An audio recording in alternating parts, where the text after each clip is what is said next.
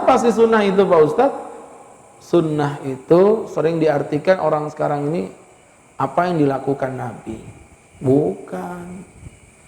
Sunnah itu bukan apa yang dilakukan Nabi, Bapak Ibu. Sunnah itu adalah ma'udhifa lin Nabi, apa yang disandarkan kepada Nabi, min qaulin dari ucapan, wa fi'lin dan pekerjaan, au takririn atau pengakuan, au sifatin atau sifat. Yang ngasih definisi siapa? Al-Imam Ibn Hajar dalam kitab Fathul Bari. Jadi sunnah itu apa yang disandarkan kepada Nabi dari ucapan kauliyah, ucapan Nabi. Yang kedua fi'liyah, pekerjaan Nabi. Yang ketiga takririyah, pengakuan Nabi. Dan yang keempat sifat, yaitu sifat-sifat yang diriwayatkan dari Nabi Muhammad Sallallahu Alaihi Wasallam. Coba kita ambil contoh ya, ucapan.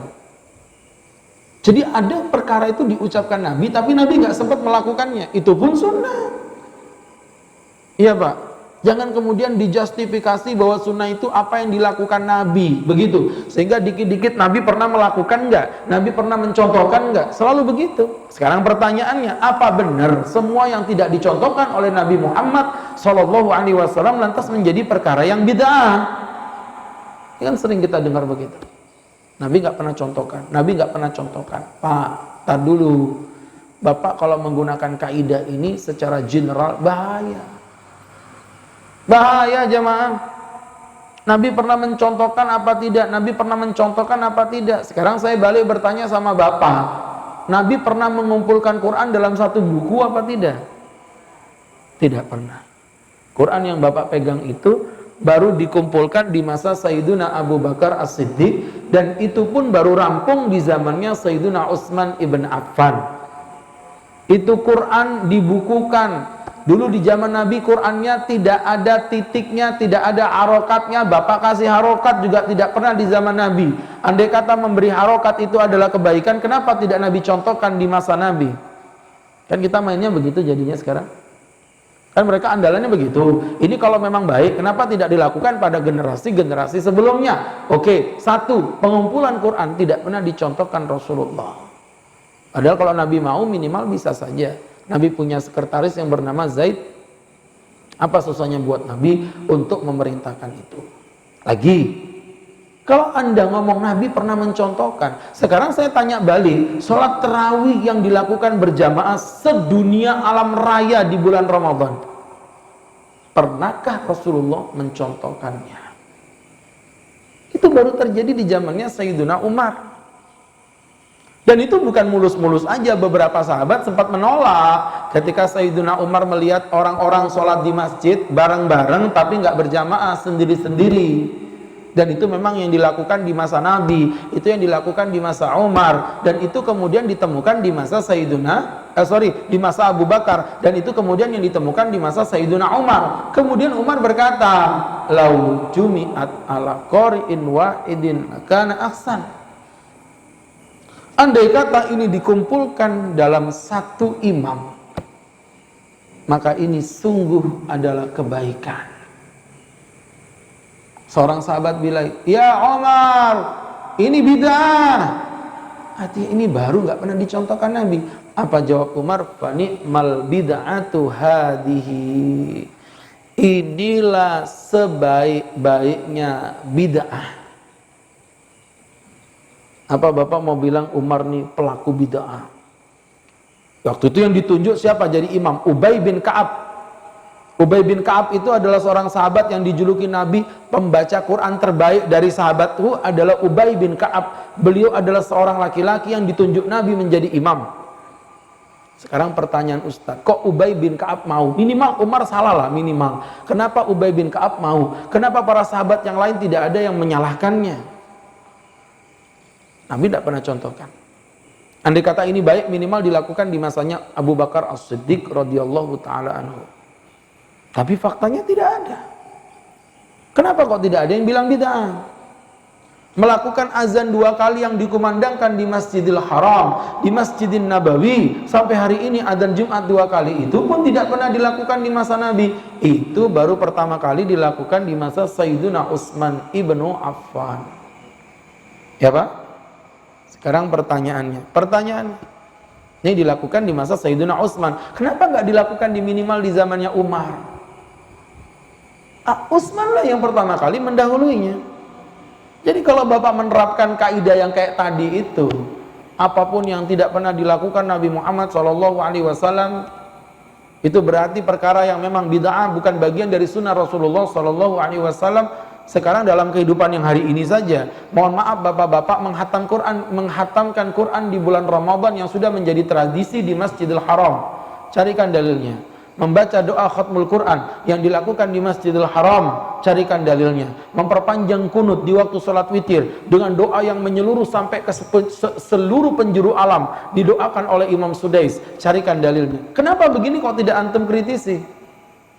Nah, sehingga berangkat dari situ, bapak-bapak kita bisa memahami bahwa makna daripada yang namanya sunnah itu bukan hanya apa yang dilakukan Nabi, tetapi bisa jadi apa yang diucapkan Nabi. Nah, kayak tadi yang dilakukan oleh Sayyidina Umar, mengumpulkan sholat tarawih berjamaah, memang Nabi tidak pernah contohkan hadirin, tapi Nabi pernah mengatakan, apa kata Nabi? Man qama ma'al imam, barang siapa yang sholat bersama imam, barang siapa yang sholat qiyamul lail bersama imam, kemudian dia tidak bubar, wala yansarifu hatta sarafal imam, dia tidak bubar sampai imamnya bubar, kutibat lahu baqiyatul laili kullah, maka akan diberi kepadanya pahala seakan-akan dia sholat qiyamul lail selama semalam suntuk. Pak, Nabi cuman bilang kalau orang sholat malam qiyamul lail berjamaah itu diberi pahala seakan-akan dia qiyamul lail semalam suntuk. Nah, mohon maaf, Nabi ngomong begitu tuh, sedangkan tarawih bagian dari qiyamul lail. Nabi ngomong tapi Nabi nggak pernah nggak pernah mencontohkan. Dan namanya hadis kauliyah, ucapan. Ada yang kedua, namanya hadis fi'liyah, pekerjaan. Nah, di sini memang Nabi mencontohkan, Nabi melakukan. Nah, yang di sini betul-betul yang Nabi mengerjakan sebuah perilaku yang diriwayatkan oleh para sahabat, yang akhirnya kita mengikutinya. Itu namanya hadis fi'liyah, pekerjaan. Ada yang ketiga namanya hadis takririyah. Ini lebih keren lagi.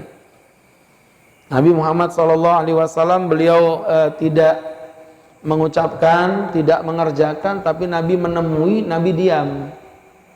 Dan diamnya Nabi itu Pak menjadi dalil jamaah. Jadi Masya Allah bapak-bapak yang berbahagia, yang dimuliakan Allah, contohnya apa Pak? Contohnya Nabi selesai sholat subuh, Nabi balik badan, Nabi mau pulang, ternyata di belakang ada seorang sahabat lagi sholat 2 rakaat. Mohon maaf, sholat subuh ada ba'diyahnya?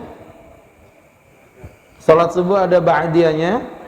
Nggak ada. Kok orang ini sholat 2 rakaat? Nabi mengingkari.